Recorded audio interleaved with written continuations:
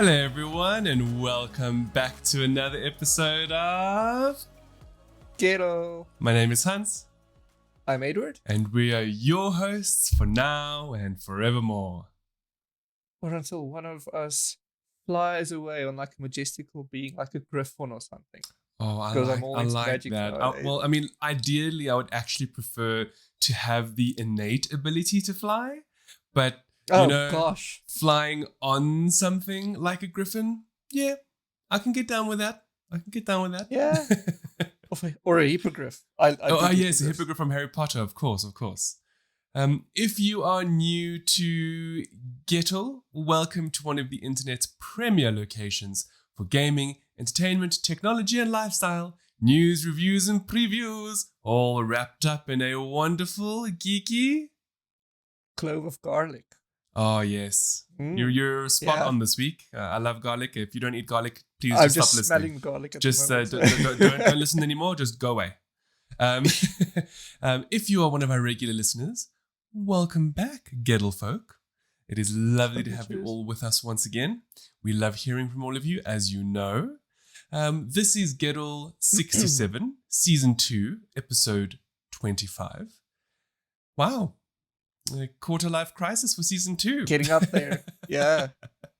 Jeez. It is a little bit, given how Edward and I, we try a lot to get good information on a weekly basis. And, sometimes it just doesn't happen. Nope.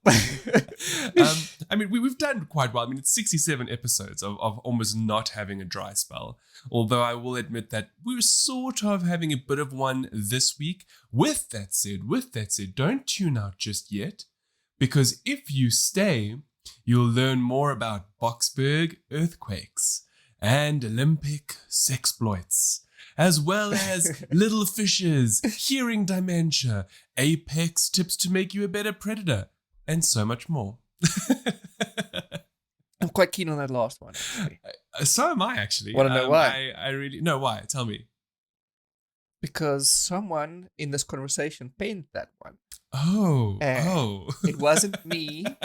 So it's like, for a change. Well, before we get into the delicious content, for those of you who are familiar with Gettle, we always start off an episode with a weekly question. And for this week, we have, Edward, I hope you're ready. I hope I am as well. If you were a character in a movie, book, or television show, what genre would you live in? Now, before Edward answers and before I give my answer, we would love for you, our wonderful Gettle folk, to think about that for a second. And when you have your answer, to let us know, either by commenting below on YouTube or direct messaging us on social media. Now, with that in mind, Edward, tell me, okay, what genre would you live in? Counter question. Yes. Am I a main character or like not important at all?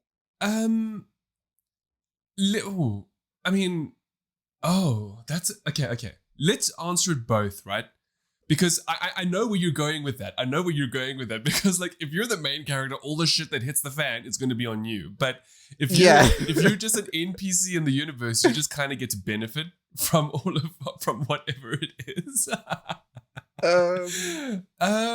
Okay, so let's do both. Answer first as a main character, and then answer second as just a NPC. You're one of the people that is in the background. You might be mentioned, you might not be mentioned in the narrative, but you're there. You're living in the world and just enjoying it for what it is. Okay, so as a main character, I would be in like a low-key, happy-go-lucky rom-com, because I don't want to kill people or be killed, And as an NPC, I would want to be in like the Marvel universe, because then I would be able to see and hear about Thor and Iron Man and Spider-Man. I see, because there would be and real be in the neighborhoods characters. they're in. Yes. Oh, I see. Okay. So I would feel safe. Okay, that's cool. That's very cool. Mm. All right, all right. I really like that, actually. Those were very good answers. Damn you. For myself, I think if I was a main character in some sort of a narrative, I would love for it to be... I did think about this. I thought like a very high-minded science fiction. You know, so something like the upcoming Foundation, or like a main character in like Star Wars, or, you know, something like that, you know, where it's not necessarily dystopian, but, you know, future, some far in the future with like incredible technologies, and, you know, you're living that prime life as like the main character, despite whatever might be following you. And then as an NPC, only because of what happened to him in Harry Potter, I would be in that wizarding world where I could have magic abilities, you know, and like cast spells and not have to worry about Voldemort knocking on my door. So let's hope you're not a muggle, though. I mean, oh yes, okay, please, no. I mean, I'm a magical NPC character. Okay, let's go with that. One of the many that were not involved in being decimated by Voldemort. Someone and his in the cronies. school, a random dude, but not one that dies though. Okay, I'm not one of the expendable NPCs. Then again, you know, having said that, I suppose it would also be cool. You see, like because the question is about genre, it made it a bit difficult. Yeah. Because, you know, when you think of like superheroes, like that's not necessarily just action, adventure. Do you know what I mean? No. You know? Yeah. So yeah. But then again, you know, who's to say that you'd even have abilities if you were in the superhero universe? Much like you pointed out, you could be a muggle in the Harry Potter universe, which means my life would be exactly the way that it is now. No magic at all. Well, it could be like The Boys, where not all superhuman abilities are wanted. Like, you might have this amazing ability to fly, but the company, I forgot the name, they don't want you because all you can do is fly. Yeah. Vought, yes. So you've got wings. You've got angel wings, like Angel. No, I want to fly without X-Men. anything. Just, you know, you can manipulate gravity. Like heroes. Yes, exactly like that. I don't want to have wings that you can't hide. You know, if you already have body dysmorphia issues, that's just going to enhance them. So I think Angel is beautiful. So I don't know why. But which version of Angel? The only version I know. Or the one that came later on. I actually don't know about that. I think he eventually became Archangel, if memory serves, and that's when he's all like silver and I think like robotic. I'm sorry if I'm messing this up for those of you who listen. But I'm going on like memories from like the 90s when I used to collect the cards and watch the TV series. Yeah, so am I. So I haven't kept up with it for a very long time because, you know, Marvel sort of changed gears. I mean, X-Men went to Fox and other studios, so nothing really happened from them. So, yeah. Well, anyway, with that in mind, X-Men is hopefully coming back at some point in time, right? Yes. X-Men and Fantastic Four and all of those. I can't wait. Well, since we're on the topic of questions, here's another one that I'll propose to you. And this will most likely lead me into what it is that I'm going to be speaking about further. And that is, Ed, what would you do if you knew that someone you loved was losing their memories? And unfortunately, this is it can be a real scenario for many people in the world today, which, I mean, I didn't mean for us to go into such a somber topic so quickly, but this is going to lead on to two things we're going to speak about. So, I mean, maybe I should... it's a difficult one. It's a difficult one. Yeah, all you can do is just be there and be supportive, I guess. Yes. Okay, so I'm leading us into a film called Little Fish. And the title is completely devoid of, you know, indicating what the film is actually about, because it's actually a sort of like a dystopian love story, or rather it becomes one. So what it's about a couple who fight to keep their relationship together as a memory loss virus spreads and threatens to erase the history of their love and courtship. Gosh. So in the film, it's kind of like how, you know, when COVID started up, everyone was like, oh, you know, there's this virus and it's first been identified in China, and, you know, it's another coronavirus and like SARS, blah, blah, blah. And then, you know, obviously it escalated. Now we're a year and a half into the pandemic. So Little Fish is a very similar premise where all of a sudden, around the world, these incidents occur, like a pilot who forgot how to fly, a man who forgot how to pilot a boat and then swam to shore. And they then find that there is this disease spreading amongst the human population that is erasing the human memory. Okay. In a way, I think it's kind of like a bit like Alzheimer's, dementia, that kind of thing through the memory loss perspective. Yeah. And then what it does is it follows a couple who are portrayed by Olivia Cooke and Jack O'Donnell. Olivia Cooke has appeared in a few things, but they're still somewhat unknown actors for the most part. And it's all about their relationship and their love and what they do to deal with how their family and friends are losing their memories to this. I think it was called NIA. I've just forgotten what it actually stands for. I think it was like neuro something. Anyway, and it's a decent film. It's not amazing by any stretch of the imagination, and it comes across as a bit of a like art housey, but like with a tinge of like a science fiction element with this whole virus that makes you lose your memory and whatever. And without going into spoilers or anything, the way that the movie begins is the way that it ends. I won't say how or why or whatever, but it's a very much like a oh wow, like when it eventually happens. It's decently acted, if a little bit drawn out, because it's fairly long. I think it was an hour 45. It could have been a bit shorter. It's a decent movie, but it's also very sad. Yeah. As you can tell, it's not happy-go-lucky. Don't watch this if you want to feel good. It is very much one of those. It's sad because you see the deterioration of the people around them, and then this, of course, can be related to the real world, where a lot of people do suffer from diseases such as Alzheimer's or dementia. Speaking specifically of dementia, I actually came across a very interesting study recently, which has to do with hearing and its relation to dementia. So, that's not something you would link together, right? I mean, no, not at all. We know that dementia is the slow regression of somebody's mental faculties, to the point where you either lose memory or the means to do things, but also you can your mind imagines things to try and fill in the gaps that have now disappeared. It's very sad. It's very it's an awful disease to have. Mm-hmm. Well, the University of Oxford, they recently conducted a study with 82,000 participants, which is a lot. I mean, that's quite a large sample size.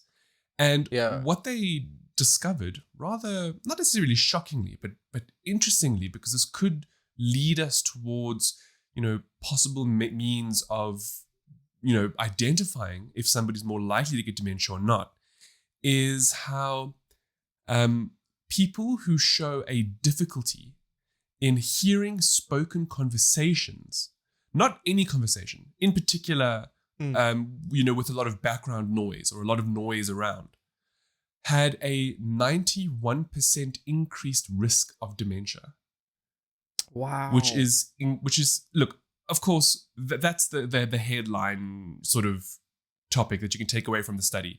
It is actually between I think 60 and 91%. It's not exactly super high all the time, but even so, even if it was just a 50% chance, that's huge. Yes, still. they've now discovered that somebody who struggles to hear spoken word over loud noises, that could potentially be an indicator of possible future dementia. It's sad more than anything else. Wow. It makes you wonder, actually, because now I'm thinking of, do I struggle? And so, I don't know if I struggle. No, look, but bear in mind, though, it's not just in general. It'll be more along the lines of, so let's take the study, right, and what they did. So as I said before, 82,000 people, they were all aged 60 years and older, and it was men and women, and they were predominantly from the UK.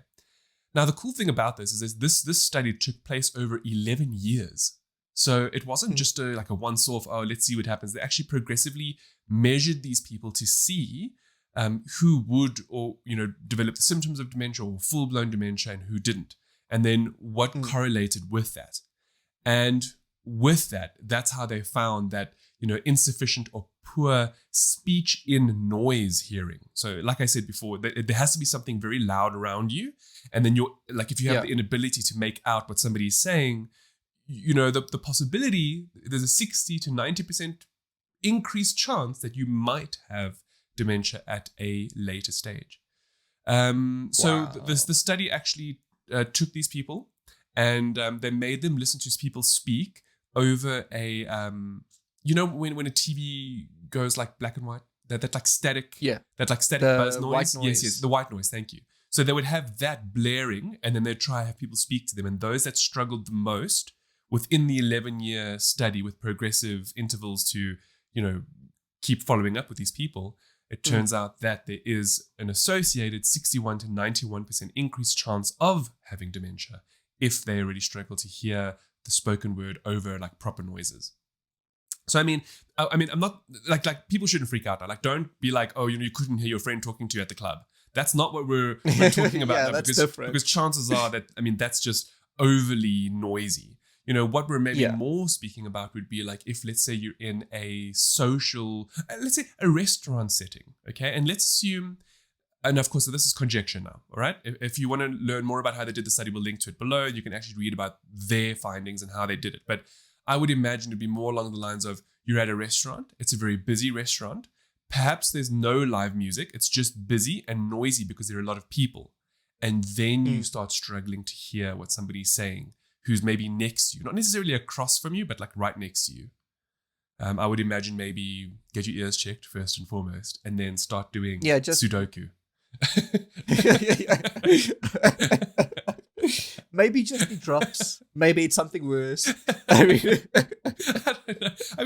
they say that Sudoku is really good for the brain, right? Like people who do it, it keeps your brain alive and actionable. And that's what I would say for you to do. Actually, the funny thing about Sudoku though is that I used to love doing it, but every time I stop doing it for a little while, then when I go back, I have to learn it all over again. And even now, I can't tell you what the rules are about the game, even though I know. I play it but how? Not monthly, but I play it often. I don't know. I like that more than word games like Scrabble and crosswords and stuff. Crosswords and stuff, yes. Okay, so are you genuinely good at numbers? I don't know, that's weird. No, not really. Because it is very numbers focused and about patterns my quick math is good. Otherwise, I'm not good. Well, at least one of us is good at quick math because I never learned my tables. Much to the shame of my parents who always tried to get me to. I was forced. I was slapped over the head. In retrospect, as an adult, I should have learned them off by heart. Okay? Yeah. So it's something I'll be imparting onto my future children. Yeah. Now, something that I might also impart onto my future children would again be doing things like Sudoku and puzzle solving. Because who knows, maybe one day they would fall into what happened to Megan Fox in Till Death.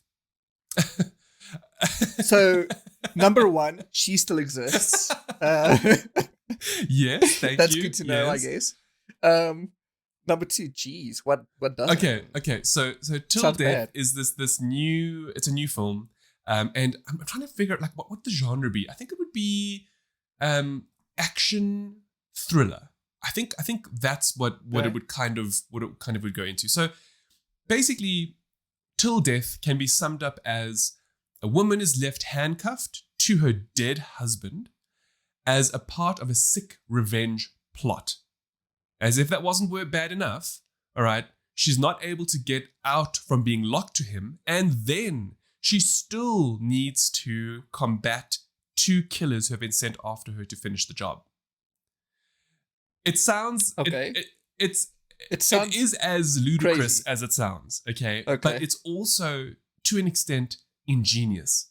So I'm just going to talk about the film because it's not the most amazing film, and for the most part, they give everything away within the first like half an hour. So everything. So the film is more about how she gets out of the situation versus the actual narrative element. All right. So you quickly find out, right, that her husband is an a-hole and she's cheating on him. So that's just, typical Megan Fox movie, I suppose. And she's absolutely beautiful in this movie, but she also has one major problem, and that she has the same hairstylist as Angelina Jolie from that other movie we spoke about, where no matter what she goes through, her hair is lush. Anyway, so once again, I would love to know what these people do, because I just get up in the morning and my hair be cray. So anyway, so in the film, it's quite obvious her husband's a bit of an asshole, all right? And he's also an advocate, and he helped Megan Fox's character get out of or rather helped put a man away who previously attacked her in her home, okay? And it seems as if he keeps lording that over her as a means of like control, I always help you, so you owe me kind of thing. Anyway, to cut like a long story short, he inevitably finds out that she's been cheating, okay? But then there's something else that happens, which I won't spoil that.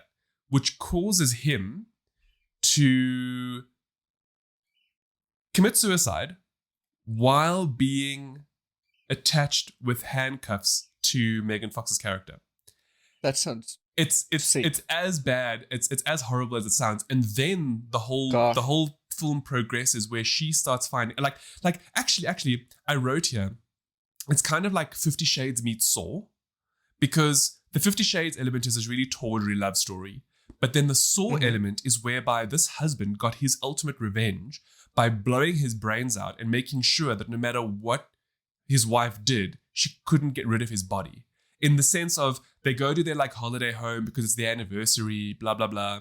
And then they get there, and then obviously they make love. And then the next morning he kills himself in front of her, okay? And then no matter what she does, she can't get rid of his body, because everything is gone in the house. So he planned this perfectly to a T. And the Saw element comes in because there's like little things where like, he would leave her. So like in one of the rooms, he had like a photographic studio. And the night before, it was filled with beautiful photos of the two of them as like an ode to their anniversary. Then the next morning, all her face has been crossed out of all of the images. And then there's images of her lover hanging up in this room. So she now knows he knows, you know what I mean? And then there's there's a record player in the corner, and it's like, play me. And then, she plays it, and then he like leaves her a message, kind of like, I knew that this was, now I'm going to make you suffer because you made me suffer, and blah, blah, blah. It's like that part of it was really like, whoa, that is some demented, like sicko type stuff, Yeah, that's bad. The fact that he went to these lengths to make her suffer in his death, and then often. But you see, there's a reason why he offed himself. Now, I'm not going to say why, in case anybody wants to watch the movie. It's not the biggest like reveal, but eventually you do know why. So it's kind of like, oh, he was such an asshole through and through. Anyway, okay. And then of course, typical things happen, like the boyfriend comes along, but it's all orchestrated by the husband. So everything that happens because he put it into motion before he killed himself. So from that perspective, it's really good. And then it's the whole thing of how the F does she get out of this situation, and what she does, and how the killers that come and look for her is that original guy that attacked her from before. So it's from that perspective, it's pretty decent, but it's a distinctly average movie. It's more of a good it's a popcorn watch. You don't think about it too much. Have fun talking with your family and friends while you're watching, like how ludicrous it is. That's a great popcorn watch. Yeah, love that. Look, I mean, okay. Look, people who enjoy popcorn and watch movies. You can watch a good or a bad movie, but I'm just talking specifically as like whatever. You're too busy talking about other things while the movie's playing and eating popcorn, and you know what I mean, right? Popcorn watch. Yeah, I get that. That's cool. Yeah, so it's okay. It's an average film. I think I personally would love to one day see Megan Fox in something a little bit more serious, instead of always being cast as the beautiful wife that sidekick. Yeah, look, she's the main in this film, okay, and she does a really good job, given how tawdry the script is. She does a great job of actually acting through this, And I like her. I wish she had more opportunity. I just don't like the fact that she's often typecast like this. You know? The thing is, I don't think she has the range. All I we've seen from her is Transformers and TMNT. Yes, but just remember, hey, I mean, I stand to be corrected now, but she was part of the Me Too movement as well, hey? Because she kept being typecast and they kept harassing her. And then she eventually started standing up for herself. And when she did, they refused to give her better roles. That was the issue because of the way, because look, she is a beautiful woman. There's just no two ways about it, all right? Yeah. But unfortunately, because of that, she keeps being typecast as like the vamp and the no-brain character. Did you know what I mean? Like she's never really, in my personal opinion, been given the opportunity to actually flex her acting range. And I would one day love to be proven that she can do it, you know? Okay. It's kind of like how people assume Britney Spears doesn't have the vocal range to do anything other than or whatever. But I've watched her. I've watched her live, and I've watched her literally. I know there's been controversy of her lip syncing. Okay, but you can tell when somebody is singing live and when somebody is lip syncing. You can tell. You can see it. Yeah. Especially when they move the mic away and stuff like that. And I distinctly remember how different her voice sounded when she sang. But different good, not different bad. Like it was more going towards like Christina Aguilera-ish. Do you know what I'm saying? Like she actually has the range. It's just that her brand is not to sing that way. Anyway, so it would be nice if Megan Fox could maybe at some point in the future be given more of a chance to do something else, And if it fails, it fails. But I'd like to imagine that she would succeed. They should stop playing games with her and just give her proper. Speaking of succeeding and playing games, Edward alluded to this earlier in the episode, and it's basically got to do with Apex Legends, which that is my go-to battle royale, y'all. That is the game I play almost on the daily. I just adore it. The fact that you see, I'm the kind of person who doesn't like monotony. Okay, so things like PUBG and Call of Duty, I feel they're so samey. Your character has no real. This is just my opinion. Okay, I see your face. I feel the characters are all this. Although they try to make them slightly different with their loadouts, they're all technically the same. They move the same. They feel the same. There's no real variation. Now with Apex Legends, you have 16 characters, all of which are completely different from the rest.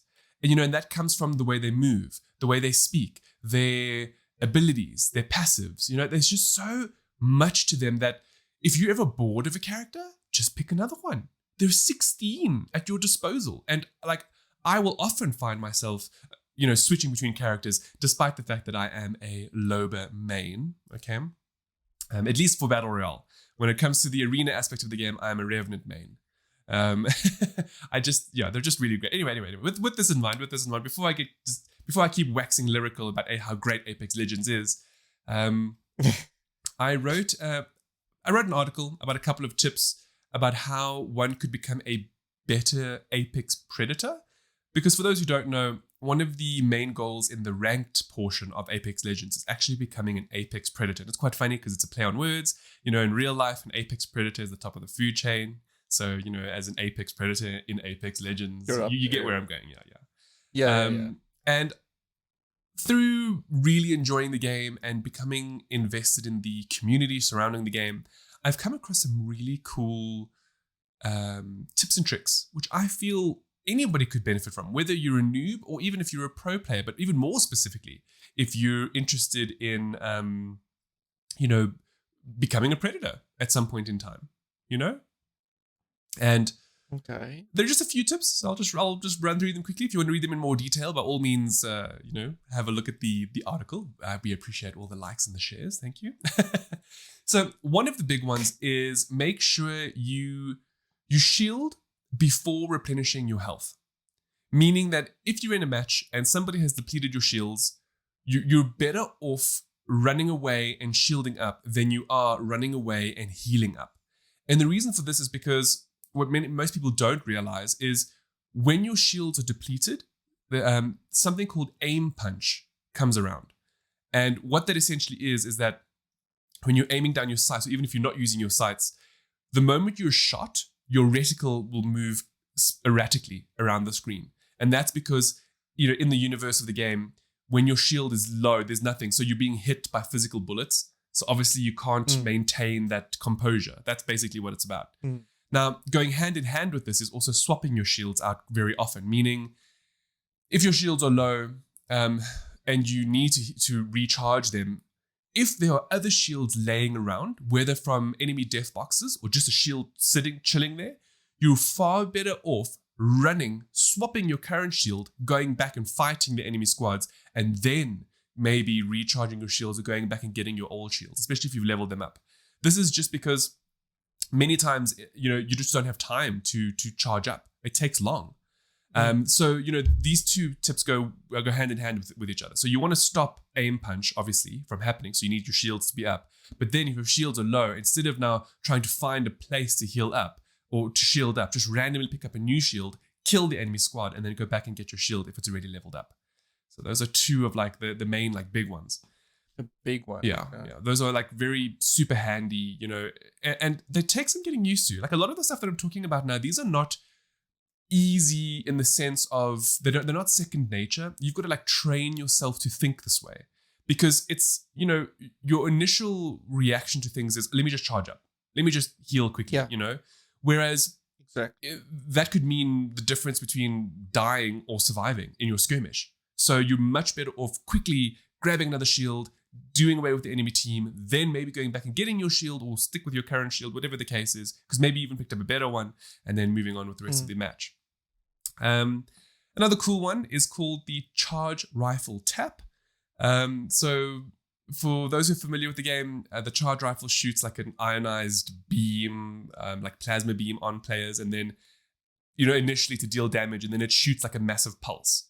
What people don't realize that they can do is if you the moment you hit the trigger to start the shooting animation, right, where the beam initiates, if you do that and then immediately switch your weapon away, what you can actually then do with the charge rifle is you can tap enemy players, meaning you can get an idea of what their shield strength is, because it only does like 2 damage or 5 damage, and then they won't even know where you're coming from either, because they won't even realize what hit them, basically. And better still, you can knock cargo bots silently from the air. And to me, that's like a proper strategic thing to do, because, many times you could be in an area and you might need something from the cargo bot, but you don't want to let other players know that you're there, because maybe you don't have enough on you, like the weapons, whatever the case is. So if you're lucky enough to have a charge rifle, you can almost just ping it out of the air silently, and then it drops and you take the loot, Another gun tip has to do with the L-Star. This is particular with its bullet size. So most light machine guns in Apex Legends do 2.5 times headshot multiplayer damage. Now, that's because it's really difficult to shoot people in the head with an LMG because of the way that they move and their recoil patterns and stuff. The thing is, though, the L-Star has the biggest bullet of all of the LMGs. And by this, I mean, like if you had a Hemlock and a Spitfire, and you were shooting somebody sort of like here on the shoulder, that wouldn't count as a headshot. But if you shouldered somebody with an L-Star, it would count as a headshot. So your chances are much greater of doing a lot of damage. There are only 2 more tips left, if you don't mind me speaking through them. Not at all. Essentially, I'm learning something. One of the biggest ones for hot dropping. And hot dropping is when you jump out of the ship and you land immediately, and especially if you land in a very sweaty area. If you don't know what sweaty means, stay tuned for a future episode, because we're actually working on a gaming lingo article. But essentially in this context, sweaty means, these are people who they play a lot. So their hands get with people who play a lot, their hands get very sweaty. So sweaty locations are generally for people who are really good at the game. So you want to avoid them if you're not good. Anyway, so if you happen to drop in a sweaty location, you'll scramble to get weapons and ammo, because the longer you take, the higher your chances of dying. Now, the thing is, there's actually a particular way that ammo and accessories for guns should be picked up. And essentially, it's mag, ammo, then gun. So always mag and ammo, and then the gun. So if you hot drop, and you can immediately, as you're dropping down, see, let's say, an extended heavy mag, and a Spitfire, and then some Spitfire bullets. Pick up the bullets, the mag, and then the gun. And the reason for that is because if you pick up bullets and mag before you pick up a gun, your mag will be fully reloaded the moment the gun comes up for you to shoot. And that could then mean the difference between like winning those early dogfights or losing because you need to reload. And it's just one of those few, again, very much, you've got to train yourself to do that, because more often than not, you land and just spam. You spam the button to pick up whatever you can, you know? Not that you'll immediately go for the weapon, because that's the hurty thing. Yes. But then you only have the one bullet. Well, it's not one bullet. So what it does is, if you pick up a weapon without a mag, it will only fill up half of it. So if, let's say the Spitfire can take 42 bullets. If you pick up a Spitfire and ammo, and then you pick up the mag, it'll only fill it up to 20. Whereas if you pick up the mag, the bullets, and then the Spitfire, you'll have 40 bullets to shoot with immediately. So now that's a huge difference. 40 versus 20 bullets in terms of downing somebody who's in front of you. Let me tell you, you can down a whole team with 40 bullets, especially if your aim is good. If you've got an L-star and you Well, the cool thing with an L-star, I suppose, is that it doesn't actually have a mag. So that's one of the few weapons where if you land, just pick it up and go, and try your best to hip fire though. Don't aim down, don't ADS it, because chances are good if you do that with a L-star, you're going to miss. Because then your recoil is like this. Yes. Yeah. The final tip, I suppose, has to do with movement and momentum in Apex. So unlike a lot of the other Battle Royale titles, Apex really has a incredible movement system. And this is because the game's engine allows for momentum to be kept on characters. So this means that, like, you know, if you, like, one of the basics is sliding and jumping. And this is because as you slide, you gain momentum. And if you jump off of a slide, you carry that momentum, so you jump much further. So that's one of the basics. Yes. Then what you can do with that is you can start evolving and changing how you move around the map. And there's things called like tap strafing or flick strafing if you're on console. Anyway, those are a little more difficult to explain, but it just has to do with how your character moves around the screen. So if you are interested in that, go check out the article. There's some video stuff there for you as well. And who knows, you could become the bomb, the next Apex Predator with some of these little tips. you can get lead. Yes. Well, moving on to something a little, scary. Edward, did you feel it this morning? No. Did you? No, don't lie. I swear, I slept through it. So, I don't know, maybe I'm just on the other side of where things should be, or maybe because you guys technically live in like a swampland, so maybe just like it wobbles in its water. We're in the boonies, you know. For those who don't know, we record the Gettle on Fridays and we publish on Sundays. So today's Friday the 30th. And normally we never speak about dates and things, but I'm mentioning it because this morning at about 6:30 a.m., there was an earthquake. Like we don't normally get earthquakes in South Africa. You know, generally we have tremors, which have in the past been attributed to mines collapsing or explosions at new mines or whatever the case is. But this was, from what I understand, according to the United States Geological Survey, as well as the Council for Geoscience in South Africa, is that we had an earthquake. The United States Geological Survey says it was a 4.2 earthquake, whereas the South African one says it was a 3.4. So I'm assuming it's in between there somewhere. But that's big for a place that normally never has. Yeah, for South Africa. And in particular, it was in the south of Boksburg. So, like, that's really close to where we live, Edward. Yeah, which is especially you. Especially me. So I think that's why I felt it. Like, it was shocking. Like, yeah. I was really not sleeping very well as per usual, but for other reasons, because we have smart lights in the house and they were accidentally put on this morning. So that woke me up. But anyway. Accidentally. Yeah, I felt it. Like, I was in and out of like trying to go back to sleep again. And then just all of a sudden it was like my whole bed was shaking. And I was like, what is happening? I was like, what's going on? Look, you know things are bad when South Africa gets earthquakes. Okay, Listen, everything's going crazy. as if, you know, I don't know. It's just, can we please just have a rest now?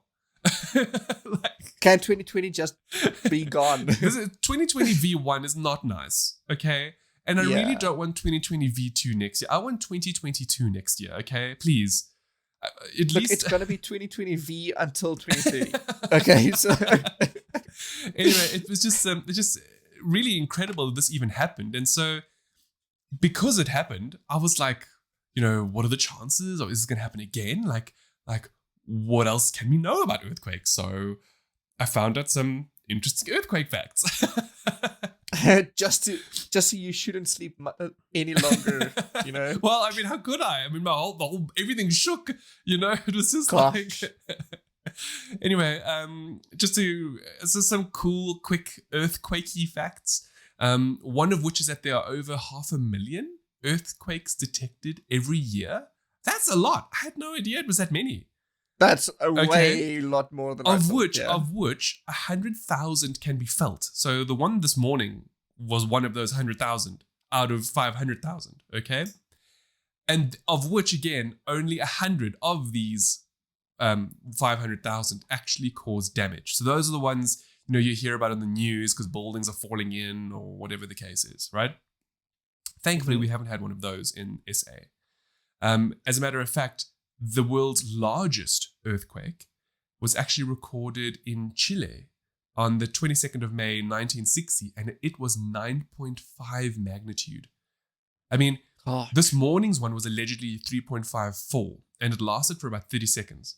Okay, plus minus. It actually was like quite a bit.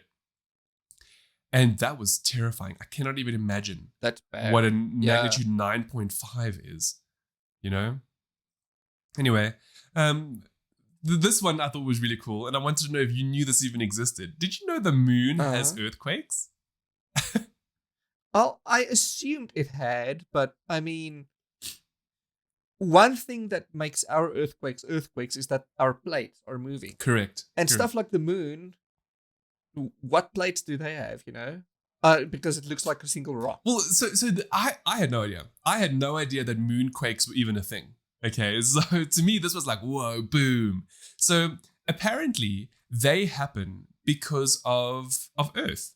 And it has to do with the tidal stresses associated with how far the moon is from the Earth. So it's not like on Earth where, we have the tectonic plates that are shifting and, that's how the Himalayas were created and so on and so forth. This is just depending on how close or how far the moon is from the Earth and our gravitational flux and all of that happening together causes the moon to shake a little bit. Shake. Oh, so literal gravity. Yeah. See, so that's a gravity shake because I mean, it's not the same. Look. Apparently, it does also occur within the moon. So it's not just like on the outside. Apparently, it also happens inside. Okay.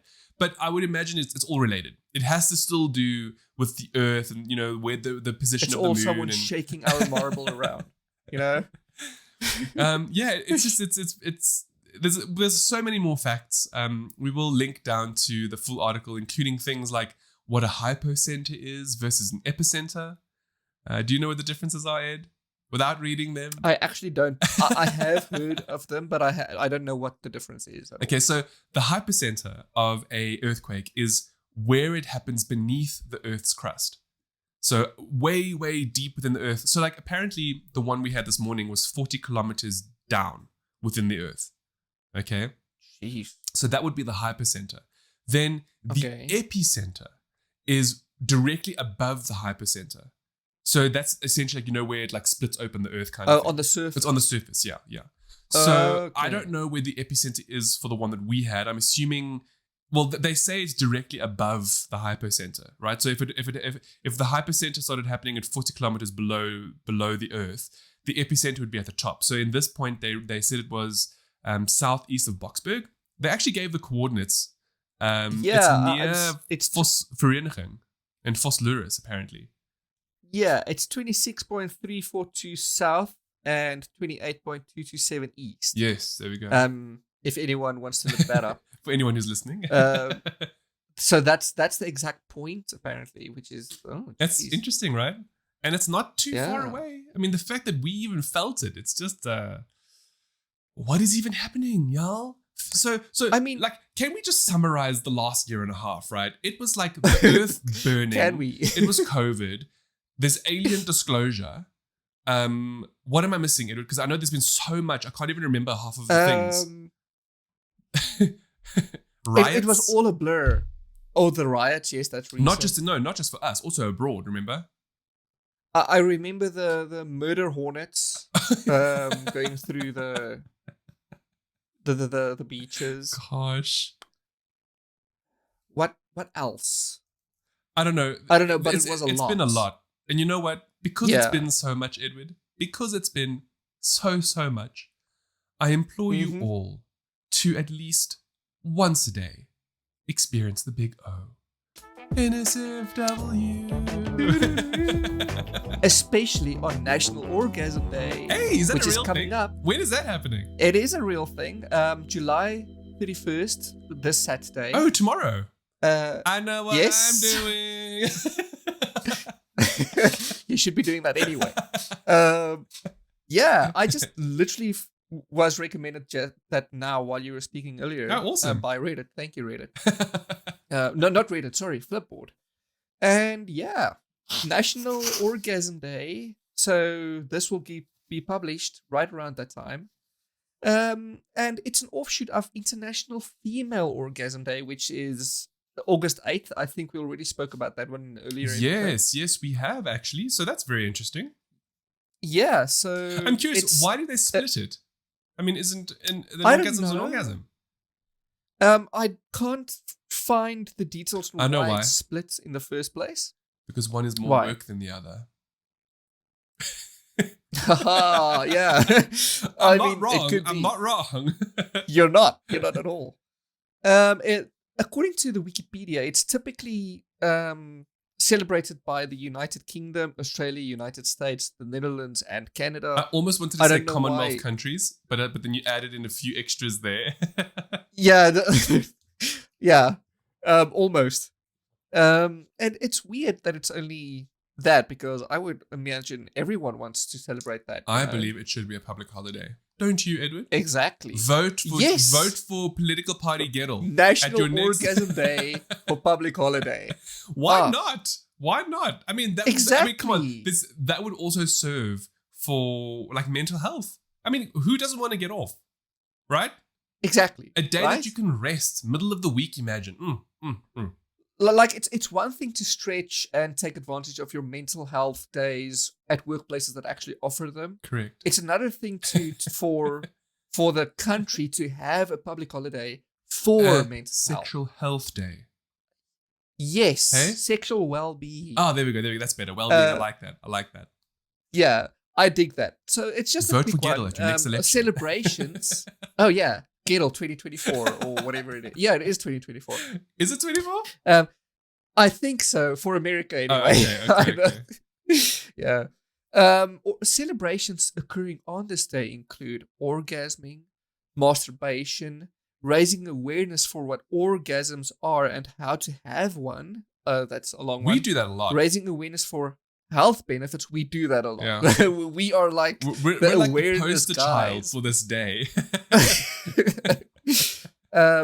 Awareness for the orgasm gap, which we also spoke about, and spreading discussions surrounding the practice of faking an orgasm. Oh. Now, we haven't spoken about that one. I might look into it. Well, you should, because there's a very yeah. large misconception that it only occurs with women, but that's actually not the case. Yes. They're actually Yep. it's a very much smaller percentage of men, but they do it as well for a variety of reasons, which we've spoken about those reasons for before. faking orgasms. Yeah. It could include being sick, just not wanting to, Yeah. So I'm going to look into that one. Okay, awesome. Yeah. And then moving straight on from orgasms is just more orgasms, this time in the Olympics. Oh, I'm loving these Olympic facts. By the way, did you yes, see we got a gold in women's breaststroke and I a world did. record? First a silver and then a gold. Yes. So, and a world record. So And it's, a world it's a record. double, a triple whammy. And So- we have to mention the lady's name. I'm so I know it was it's. it Schoenfeld or Schoenenberg? I think it's Schoenfeld. Let me Please, South because we can't speak about it Africa without gold giving her medals credit, from- because this is an incredible achievement. Schoenmaker. Okay. First name, Tanya. So it's Tanya Schoenmaker. There we go. Tanya Tatanya. Schoenmaker. Tatanya. Tatanya, thank you for making the country proud and for performing Yes. so incredibly well in the Olympics. Now on to Yeah, Olympic sex it's records. amazing. Yes, so on the topic. Of so record-breaking last week we events. spoke a little bit about the Olympic villages and how many condoms there were in Brazil specifically. Yes. So turns out that the Olympic event, I always forget who the Olympics really is, but the Olympic organization, it turns out that they've been breaking their own condom distribution records since 1988. What? Wow. Yes. So I went and found a cool post basically detailing all the times Okay. specifically condoms made a big Yes, news yes. around it. So starting in 1998, turns out that they distributed 8,500 condoms. So that was very few back then comparatively.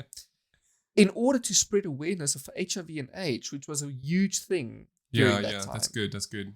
Because that's when Right thing to do the as well. HIV surged and it was a Yeah. pandemic, rightfully. So, look, funnily enough, though, they found several hundreds of condoms on the roofs of the athletes' quarters back then, which led to the banning of outdoor sex at Olympic villages. Why? So, the first time ever, the organization gives all these athletes who are pumping testosterone and estrogen and they're at their peak physical, they want to pump, okay? But with they're the view, up though. there. Fine, but the first time they're given the right to do so, the condoms, they go and mess it up by just breaking onto the roof. Actually, no. and just What I was thinking littering, is, I guess. why would? Yes, that's it. Why would you leave it behind? Just throw it away. Exactly. I mean, what are you doing? Exactly. Even? That's the worst. Ugh. And also, most of these villages, they have different buildings for different states and countries. So obviously, the Olympics now know who's the worst offender in littering. So there's that a bit. And then moving on to 2000, the year 2000, for the Sydney Olympics. Okay. By this time, sex in the athletes' villages became It commonplace. was like a given. It became It was like, open we're secret, not as even they going to say. try and tell people otherwise. Yeah. Yes, exactly. Like this happened. By that time, they were planning to distribute 70,000 condoms. But because they underestimated the numbers, they actually had to distribute a further So people were 20,000 having more. such a great time that So there were more athletes than anticipated, and they were having a very great time. Yes. I would not expect anything less from the Olympics being held in Australia. Yeah, yep. Well, more on that though. I'm going to get to another raunchy one, but moving on to 2022, the Winter Olympics in Salt Lake City, You mean where 2002? they, yes, see, I'm 2022 still on coming. 2020. That's still coming.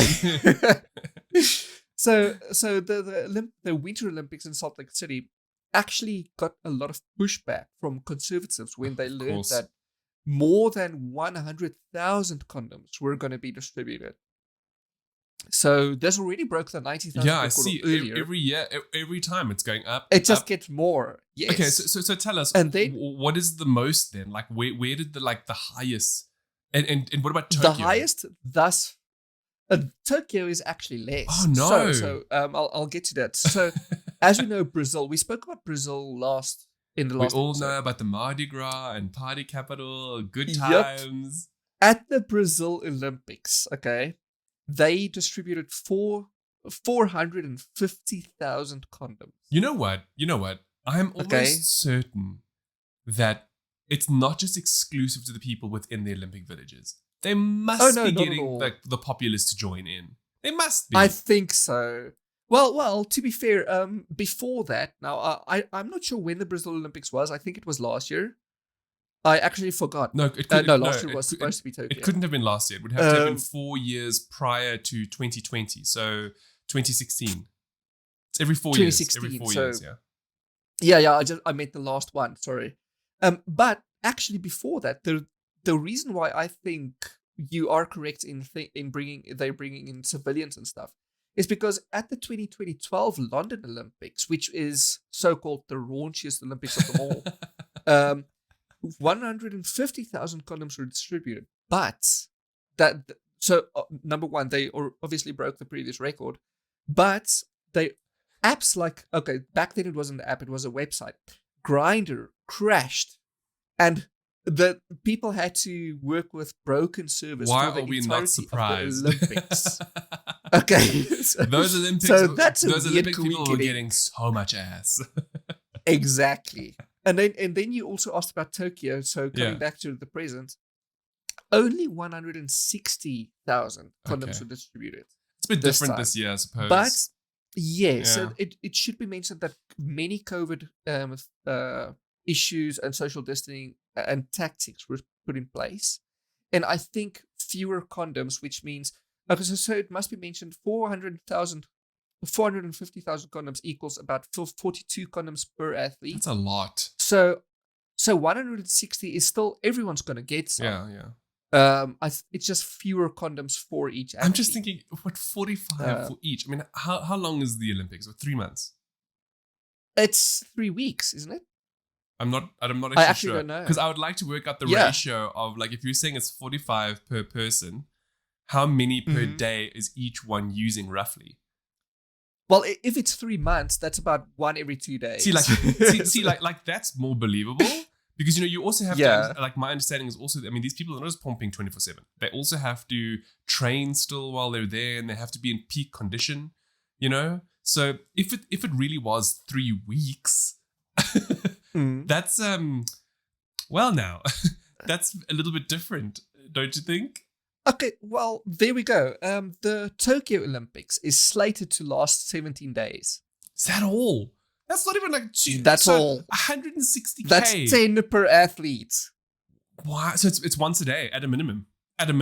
That's minimum once a day. So yes, hang on. because you've got 10 but it was a day. almost quadruple for Brazil. Yes. So 4 times a day? Who's having it's crazy. 4 times a day and then still performing? I don't know. They're having orgies. I think that's what's going on. It's most like likely multiple condoms, one session. The organizers told Reuters, though, that the condoms are not to be used at the villages. They're actually meant to be taken home and to spread awareness of HIV. So that's such a copy paste PR term. It's just not real. And I thought it's interesting to let you know how many very condom enlightening. That was very, very enlightening. Wow. And I'm sure up until the 8th of August, when all of this comes to an end, we'll get more should have like been, this. I'm just looking at this and I'm realizing I've missed out on being an Olympic athlete, because like this sounds like, right? Listen, you said that last episode as well, and I totally agree. Like there's something. I mean, there. Y'all want to have the best 20s of your life, be an Olympic athlete. Pretty much, and then retire by 35. So exactly. Well, it doesn't matter. By then, you've had your taste of all 200 countries, so you're good. You don't have to worry. Literally. And that's the end of NSFW. I know we sang it this week. We didn't do it last week. Hey? Yeah, last week was a sad week, wasn't it? I don't know. I can't remember. We were talking about something, and then it was just like, okay, well, I guess we're in it now. So we're just okay, moving on. Much like it with this TV series that I'm busy watching, or that we binged, called Sexy Beasts. Okay. I know it sounds like it should have been an NSFW. I think you mentioned that earlier this week. I did. I mentioned it to you, yes. So it's a show that I've been wanting to watch for a while now, because I think the trailer came out about 2 months back. And the whole premise behind it is, first of all, it's a reality TV series. So if you don't like reality TV, this is not going to be for you.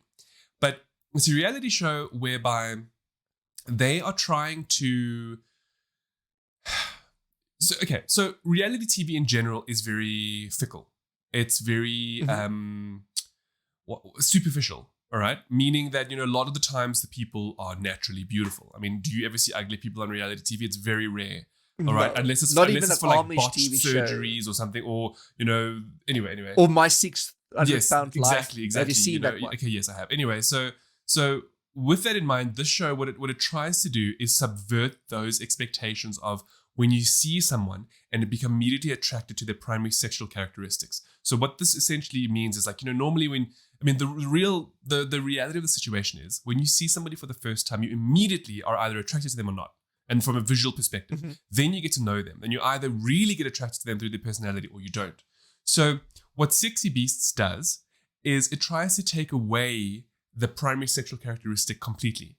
And it does this by using really cool makeup effects from the movie industry. In this sense, you'll get people that they look like a zombie, or they look like a tin man, or a whale, or one of my personal favorites was the dinosaur lady. I can't remember her name at all. But do you remember that show, Dinosaurs? That really old 90s show? Yes. That was it the show or the movie? Because I'm thinking No, I'm thinking the live action show. Where obviously it's puppetry for the baby, Anyway. So I don't. Her makeup was so phenomenal. She actually looked like she had scales, and it would go up like this, and she had the things like it. It just the makeup looks absolutely sensational. And this is just a little bit of a tidbit which I found out because while I was watching the show, this one couple went to this pub. So I Googled the pub. There's many of those pubs around the world, but I literally matched one of the pictures to what they were showing us. And I found out that it takes place just a couple of kilometers from Warner Brothers Studios in the UK, in London. So I don't have conclusive proof of this, but I'm under the assumption that Netflix probably has studios there because that's where they do all the films. That's where the Harry Potter studios are, all right? And I'm assuming that's where they did the makeup. That's why the show is so close to there. Now, understand, I'm literally talking about that makeup of like, a great example, I suppose, would be Nebula from The Avengers. You know how she looks totally like a different person and covers her literally head with to like toe. practical effect makeup. Yes, and like her arms, everything is covered. And like you can't even tell that that's Karen Gillan. It doesn't even look like her. Yes, I did not know until that's like, what they do movie. In the show. You cannot tell what these people look like, and the makeup is so good that like some of the standout ones was also the dolphin lady, which was just so weird looking, but she literally looked like a dolphin, complete with spout and everything. It's just the most incredible makeup. Anyway, the reason why it's so good is because these people, the whole premise, and it's very short. That's what's nice about it. It's very easy to consume. Each episode is about 20 minutes, 25 minutes. So they're very, very quick. And it's basically one person goes on a date with two other people. And then they goes on a date with three people. And then after that first date, one goes, and then they go on another date with two people, and then they decide which one of them they want to be with. And then everybody gets revealed at the end. And then, of course, the first person that goes home, they get revealed immediately to everybody. And then did you miss out on like a gorgeous person, or did you dodge a bullet? It's that's so vain. I know that sounds terrible. But it's a look at its core. It's probably still a little bit superficial. Some of these people who go on there, they're all really young, like in their early 20s, 20, 25. So when they talk, they just, I don't know what is the word. They're so vapid. They don't really talk about like where they want to be in life or what they want to do. It's just like, oh no, I'm an ass guy. That's what I'm looking for. Even if I can't see their face, that's what I'm going to go for. And it's just like, okay, like that's the whole, like, cool, you're defeating man. the whole purpose of what the show is about, And there's some really cringe moments as well. Like one of the main ones was this guy who, so they obviously meet each other, all right? And then you can tell she's cold. And so he's taking off his jacket and it looks like he's about to give it to her, and he just drops it and he strikes a pose and he turns around and you're just like, what? And then she just continues shaking. It sounds like frat boy stuff. Anyway, the show itself, the way that the effects look, and it's fun. It's not amazing by any stretch of the imagination, but it's a good show to just enjoy every now and again because the episodes are quick. It's 20 minutes, you know? You can just put one on and have a good laugh and then move on, you know, watch another one another day, you know? Yeah. Yeah. So now That's with cool. one thing they didn't have was a werewolf on the show. Yeah. Unfortunately. Oh, that sucks. I would have liked to see one because chances are okay. Before I get ahead of myself, what you're alluding to, Hans, is that I actually watched Werewolves Within. Finally, it's only been like actually a month. last week already. I watched it last week, last Friday, I think, with Marianne. Okay. And it exceeded my expectation. I will say that. I figured it would because this is very much. When I watched a little bit of it, like 10 minutes of it, it's I very was much like, my this kind is of very thing. much an Edward kind of thing. So I do hope you will write a review because I would like to have something a little bit more positive on the site. Yeah. See, it exceeded my expectations, but it's not great. It's average to good. Okay. I would say it's a good one-time watch. I'm gonna say it's average to disappointing for me. Then, hey. Yeah, for you, disappointing at most, maybe. It's a great watch. Honestly, it's all about like silly small town America, you know, and it literally pokes fun at quirky, all of those tropes. The humor. It's very. It is puerile, isn't it? It's not slapstick like I thought it was. Okay. It's not puerile as well. Oh, it's actually just decent humor. It's debatable, quirky. It's but quirky, okay. to say the least. Yeah, obviously that's all debatable. Humor. I don't know how to explain upper echelons of humor. You know. Sorry, I just. It's not dark humor. Remembered. It's. No, it's not really dark humor. It's dark, but it's sprinkled in thousands. Yeah, what's that sprinkled? Hundreds and thousands. Hundreds and thousands. Yeah, it's pretty much that, literally. So basically, it's all about, as I said, small town America. Right at the beginning of the movie, you see the one guy get eaten. Now he's meeting someone in the forest. He's on his phone, and he takes off his ring finger. He takes off his ring. His ring. Yeah, from his ring finger. Yes, from his ring finger. I was stuck on ring finger. And then he gets eaten. Now, we all assume that's the werewolf, obviously.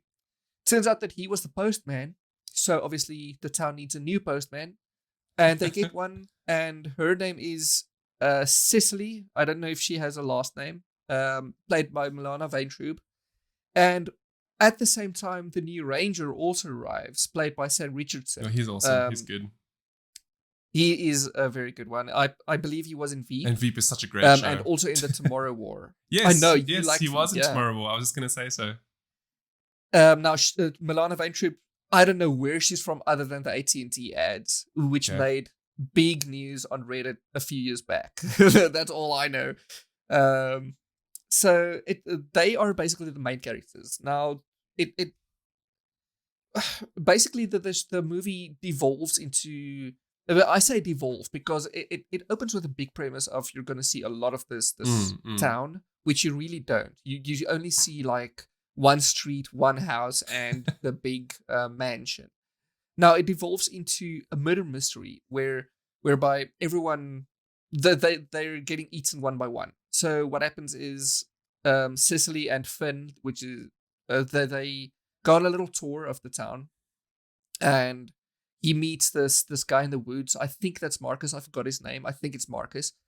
Who is this not this evil, but he's the scary hunter-looking guy who hates authority. So he meets him and everyone else, and they go to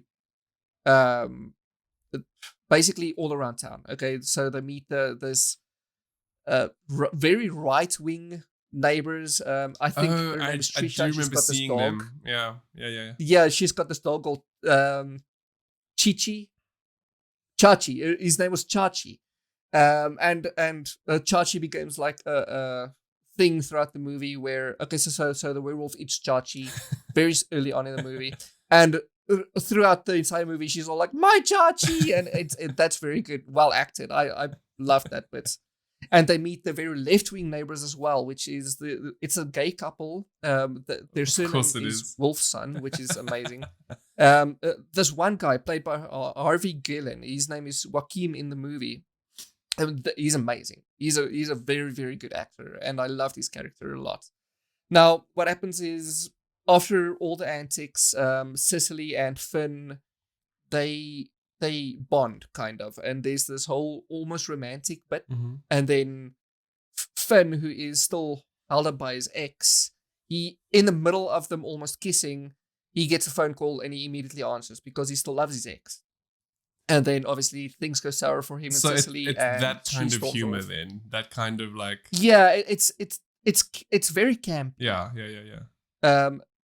But then they storm off, and obviously because they're all new, they are living in the bed and breakfast motel. The I forgot the name, but it's a big mansion. And then that morning, Trisha is all screaming. She's super loud, and everyone's woken up, and she's like, "My Chachi's been eaten!"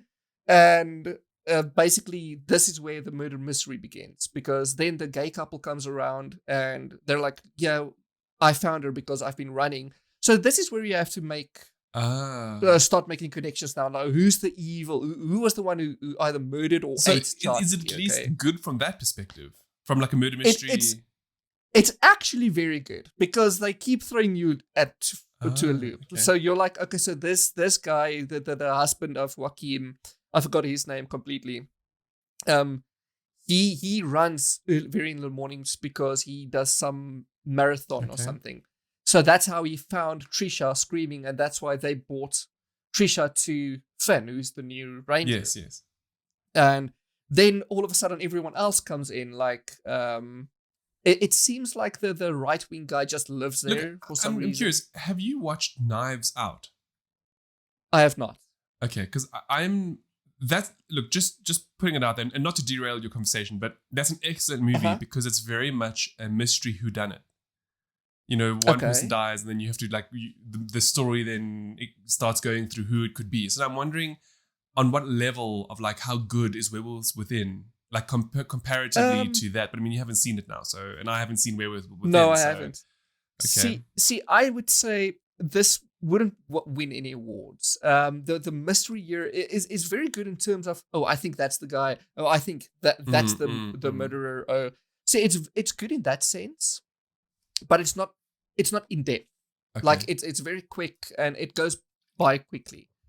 So in terms of how quickly all the suspects change for the viewer, I think that happens a lot. Okay. Like, oh no, it is her. No, it's not him. Oh, it's that guy. Oh no, wait a minute. Maybe it's the other guy. So that's good. Okay. Anyway, and it all culminates when they decide to stay over at the mansion because a huge blizzard hits the town. Oh, so everybody's stuck together. Yes. As things would go, this one guy almost gets eaten. He doesn't, because they all still have their weapons. And this one girl, I forgot her name as well, she shoots at the werewolf and evidently misses and hits the guy who was being eaten. Luckily, he's not dead yet. So no one's died this night. But because of these happenings, they decide to basically throw their weapons out for some reason. I think that's stupid. Anyway. And they sleep over another night, and then someone does get eaten or someone gets killed. And then the second day, everyone's just like, listen, we're out. We don't want to live here anymore. We're go brave it outside. And that's basically when the movie opens up again. And where we learn that, turns out that, I say turns out because that's how I wanted it to end. But it turns out that everyone's got their own werewolves inside them. I think the message of the movie is very much that everyone has their own demons. Oh, okay. And it really ends on a very, very strong point. Like, okay, they have the shootout with the. Okay, I'm not going to say it, but there's the shootout that happens, and it turns out that everyone's crazy. Oh, well, hence the title, right? Some Werewolves Within. That's clever. Clever. But then the last 20 minutes, okay, the movie, it feels like it needs to end after the shootout. the movie is pretty much done. It ends on a good note. It ends on this message that everyone has their demons. And then we have 20 more minutes of the movie. Oh, no, wait, there really is a werewolf in it. And we found out who the real werewolf is. And the twist is like, oh, it's you. And suddenly it But isn't that the whole camp part of it coming out? I think so. And then there's this whole confrontation between the werewolf and the remaining characters. That would make it funny and campy, because now you've had this eye-opening this moment, actual good and then it's like, oh, but wait, there's more. Yeah, see, and I feel the movie should have just ended before. Is it kind of like scary movie humor? No, it's not that bad. Okay. Not at all. It's a little bit more adult humor than that. Fair enough. It's more. Rather, let me put it this way: there's a lot of political analogs in this movie, analogies in this movie, and the humor is centered around the kinds of people that. Oh, I see. So it pokes fun at the stereotypes. Yes, it's pokey humor. Yeah, it pokes fun. Okay, yes, more so than actually being vitriolic, being you know, but being bad puerile, just for being the sake puerile, of it, I guess that's a good word. Yeah. And then they have this second confrontation with the real werewolf, and oh my gosh, I hope the Sexy Beasts makeup is better than that. Because this was bad. Okay, it was just. It's bad. Probably meant to be bad, though. In all fairness, maybe given what you've told me, I would imagine it's meant to be. It almost feels like they ran out of budget, and then they decided to do this bit. Okay, so maybe. Yeah, and then it ends on this whole "make me a sandwich" joke, which is a good twist on it. Like, I can't say anything without spoiling. Okay. Well, I see here it ends on this. You this "make me a updated sandwich." your rating from average good to popcorn watch. Yes, I made it a popcorn watch after you mentioned that earlier. That's such a good term. I would almost say this is more of a popcorn watch than Till Death, because I've obviously seen Till Death, and I've watched about 10 minutes of Werewolves Within, and I would find myself probably TikToking throughout Werewolves Within, which I didn't necessarily do with Till Death, because you kind of kept on the edge of your seat, because it's still like, what's is she gonna make it? Is she gonna make it? But it's still not great. No, I get that. I think that. Yeah. What does make you wonder throughout the movie is though that the first guy who dies right at the beginning, he turns up again, not alive, obviously. But his body turns up. Oh gosh! But it's the way it was hidden makes you think like, wait, but was this a werewolf then? No, it's obviously confirmed that it was by something intelligent at least, but he was eaten.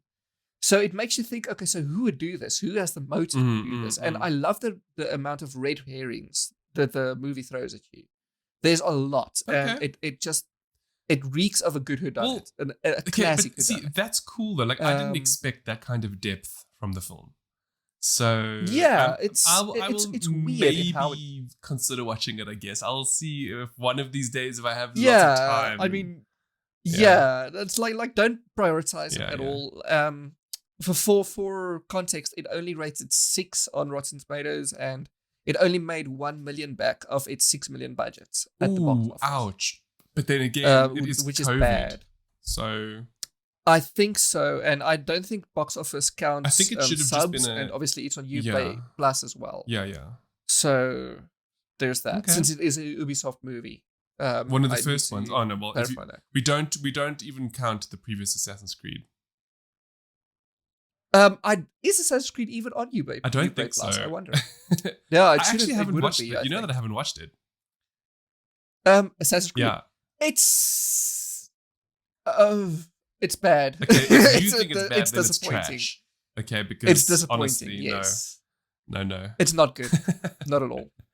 Okay. Well, thank you for that, Ed. I suppose we can ponder on whether or not the Werewolves Within is something that's worth watching amongst all the other things we've spoken about in this lovely episode of Ghetto, episode 67, season 2, episode 25, which has now come to an end. Again. Yeah, for those of you who tune in on a weekly basis, thank you so much.